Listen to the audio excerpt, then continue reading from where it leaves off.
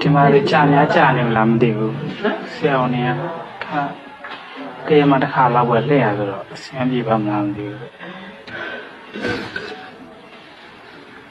ဒီညွှန်လိုက်တာလားတွေ့ညွှန်လိုက်တာ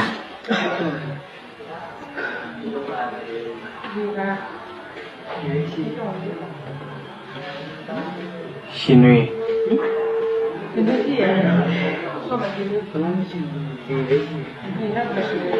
အစားနဲ့စားလိုက်ပါလားပန်းသီးစားမလားပန်းသီး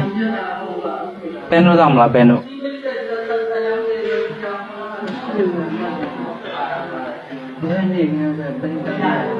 ပန်းတို့ပါးစပ်ကိုထည့်မယ်လေ